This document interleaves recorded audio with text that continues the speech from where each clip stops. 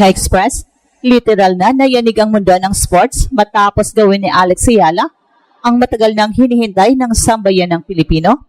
Sa mismong teritoryo ng Thailand, sa gitna ng libo-libong home fans, isinulat ni Alex ang kasaysayan matapos masungkit ang unang SEA Games Women's Singles Gold Medal ng Pilipinas matapos ang 26 years. Hindi ito basta panalo, ito ay isang statement sa buong mundo. At ang shock factor, hindi lang siya nanalo, dinomina niya ang laro.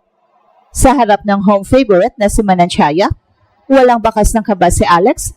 Sa loob lang ng 2 sets, winasak niya ang laban sa score na 6-1, 6-2, isang masterclass performance na nagpatahimik sa buong arena. Mula unang serve hanggang huling point, malinaw ang mensahe, may bagong rena na sa SEA Games tennis. Ang bigat ng laban ay hindi biro, top seed si Alex, ranked number 50 sa mundo, lahat ng mga mata nakatutok sa kanya.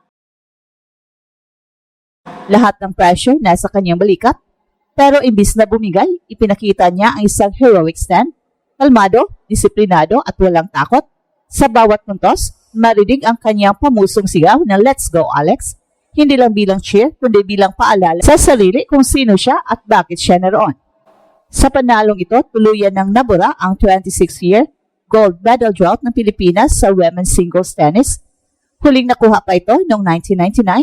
Pumasok si Alex sa eksklusibong hanay ng mga Filipino legend tulad ni Pia Tamayo at Maricris Fernandez, pero may sariling marka. Siya ang simbolo ng bagong henerasyon. Mas global, mas fearless, mas buo ang paninindigan. Pero higit pa sa medalya, ang nag-viral sa buong mundo ay ang pagiging authentic ni Alex. Hindi scripted ang kanyang emosyon, hindi pilit ang saya. Nang ipinta niya ang bandera ng Pilipinas sa kanyang mukha matapos ang laban, malinaw ang mensahe. Kahit na sa world stage, Pinoy pride ang dala niya, mapagkumbaba, totoo at walang kaarte-arte. Mula sa pagiging flag bearer hanggang sa pagiging gold medalist, pinatunayan ni Alex na siya ay hindi lang future na Philippine tennis, siya ang kasalukuyan. At ngayon, matapos ang SEA Games triumph, mas malaki na ang tanong, hanggang saan siya aabot?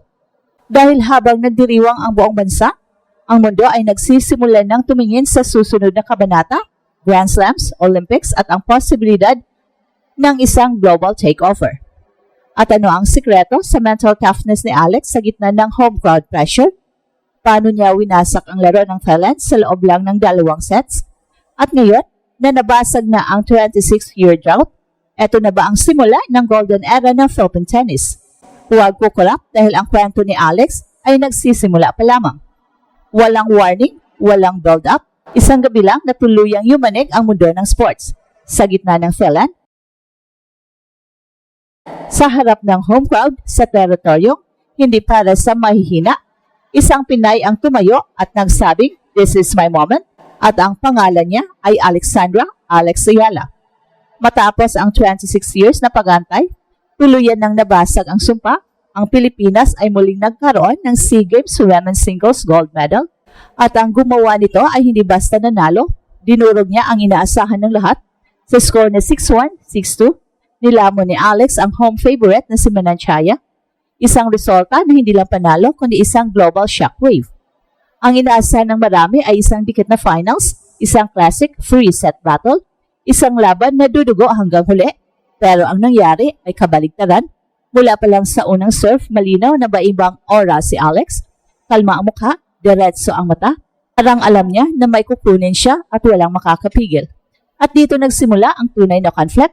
Top seed si Alex, ranked number 50 sa mundo. Bit-bit niya ang buong bigat ng isang bansang uhaw sa ginto. Dagdag pa ang libo-libong Thai fans na sumisigaw para sa kanilang pambato. Sa ganitong sitwasyon, maraming atleta ang natitiklop, pero si Alex, mas lalo siyang tumitibay. Hindi siya nakipagtaasan ng emosyon, hindi siya nakiride sa ingay, sa halip, ginamit niya ang katahimikan bilang sandata. Bawat forehand may direksyon, bawat backhand may layunin, bawat galaw parang may nakasulat na plano. Sa unang set pa lang, nagulat ang arena, 6-1, mabilis, walang awa, walang palugit, ang Thailand napaisip, ang mundo napatingin, at ang Pilipinas napatayo. Pero ang mas tumatak ay hindi lang ang score, kundi ang katauhan ni Alex sa loob ng court. Sa bawat puntos, maririnig ang pamusong sigaw, "Let's go, Alex!" Hindi para sa crowd, hindi para sa kalaban, kundi para sa kanyang sarili. Isang paalala na kaya niya.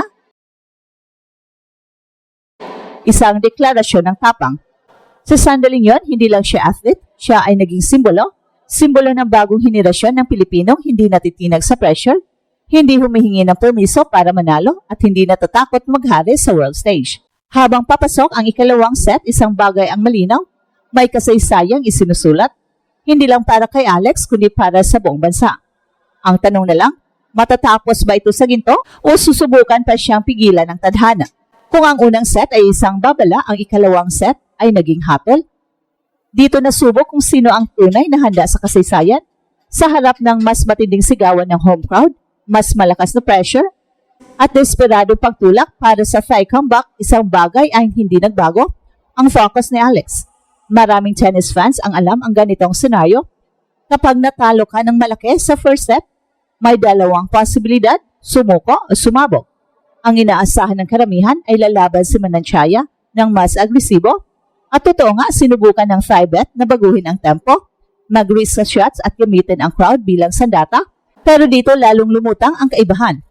Habang umiinit ang tensyon ng kalaban, mas lalong kumalma si Alex. Hindi siya nakipagbarilan ng lakas, hindi siya nagbadali, bawat rally ay pinahaba, bawat opening ay hinintay, at para sa isang veteranong mandirigma na alam kung kailan tatama at kailan uurok, eto ang sandaling, lumitaw ang tunay na armas ni Alex, mental toughness. Sa gitna ng sigawan ng Thailand, maririnig pa rin ang pabulong na sigaw ni Alex sa kanyang sarili, "Let's go, Alex." Isang simpleng linya, pero puno ng bigat. At iyon ang nag-angkla sa kanya sa bawat punto.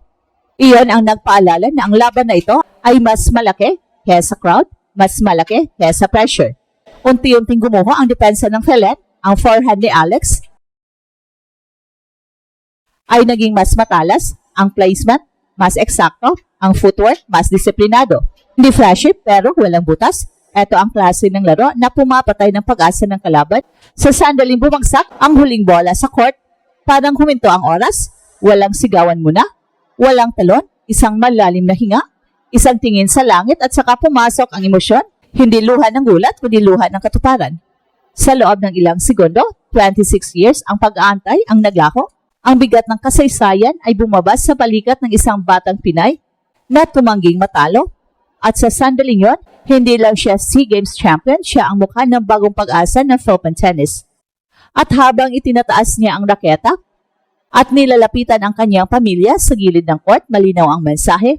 Hindi ito solo victory, ito ay panalo ng sakripisyo, suporta at paniniwala. At ito ang Express Info kung saan bawat kwento ginulat ang mundo. Don't forget to like and subscribe.